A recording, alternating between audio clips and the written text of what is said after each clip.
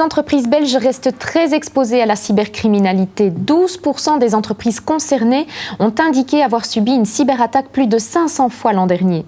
Dans cet épisode de Z-Insurance, nous examinons comment vous, en tant qu'entreprise, pouvez vous protéger des cyberattaques et sur quelle assistance compter pour y parvenir. Notre invitée pour en parler aujourd'hui est Sandy Manil de Baloise Insurance. Bonjour Sandy. Bonjour. Merci beaucoup de nous avoir rejoints dans ce studio.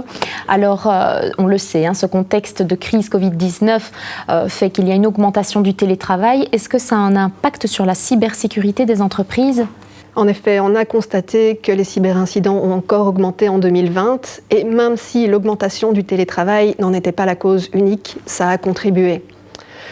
Les entreprises qui proposent le télétravail montrent qu'elles sont soucieuses de se tourner vers l'avenir et d'entreprendre de manière plus durable. Mais toute médaille a son revers et dans ce cas-ci, ça a été l'augmentation des cyberincidents.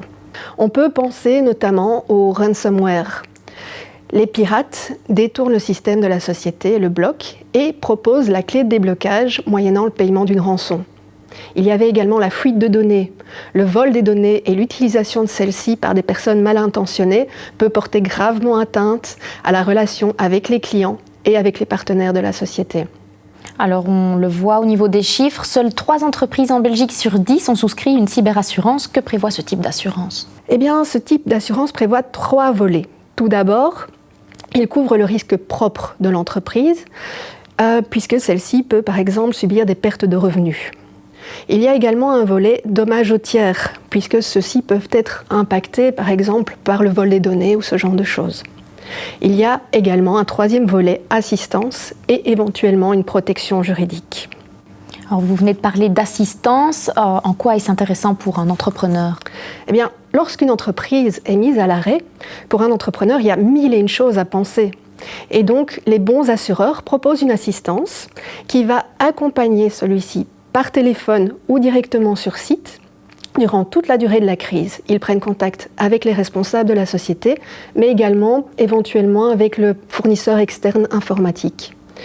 Et dans ce cadre-là, qu'est-ce qu'elle propose ? Eh bien, une assistance 24 heures sur 24, qui va tout d'abord analyser le risque avec ses causes et ses conséquences, et sur cette base, mettre sur pied un plan de gestion de crise qui va limiter les dégâts. Ils vont également aider l'entreprise à remettre ses softwares en place et à redémarrer son système informatique. Ils vont aussi éventuellement restaurer les données perdues sur base du dernier backup. Et enfin, ils peuvent aussi assister la société s'il y a une enquête judiciaire en cours par la suite, pour justement fournir les données demandées par la police ou par la justice. Alors, est-ce que ce type d'aide est onéreuse ? Par rapport au risque, non évidemment, mais... En effet, disons que comme toute assurance, le prix n'est rien par rapport au coût que cela peut avoir pour un entrepreneur. Toutefois, pour une réponse plus concrète, je ne peux que conseiller de prendre contact avec un courtier indépendant qui saura conseiller l'entreprise et lui faire une offre personnalisée. Donc on le sait, ce type d'assurance est vraiment un instrument très utile pour la sécurité informatique. Vous, en tant que compagnie d'assurance, vous plaidez pour une prise en charge globale, j'imagine ? Oui, tout à fait. Disons qu'en tant qu'assureur, on ne peut que conseiller l'entreprise de se protéger. Elle doit éviter les surprises et donc établir un plan de prévention. On peut lui donner quelques conseils. Par exemple, lister ses risques et ses faiblesses, les évaluer et éventuellement les éliminer. Elle peut aussi, et ça c'est très important, établir au préalable un plan de communication, parce qu'il a été prouvé que la qualité et la rapidité de la communication sont primordiales pour préserver la réputation de l'entreprise en cas d'attaque. Elle doit tenir son personnel au courant. C'est également très important, comme j'ai dit, c'est une porte ouverte pour les cyberattaques. Et donc il faut les avertir régulièrement du plan de prévention qui va évoluer puisque la menace évolue constamment. Et il faut rendre ces mesures de sécurité accessibles.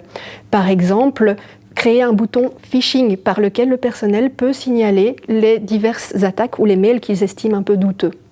Elle peut également mettre au point des tests et sur base de ceci, voir avec le personnel comment ils ont réagi et comment ils peuvent adapter leur comportement. Enfin, sur base de tout cela, elle peut également souscrire une assurance et donc dans ce cas-là se faire conseiller par son assureur et son courtier. Voilà, c'est vraiment ce qu'il faut retenir, je pense, aujourd'hui, c'est que le courtier reste la personne de contact clé pour apporter les bons conseils, faire une offre sur mesure, car un entrepreneur averti en vaut deux.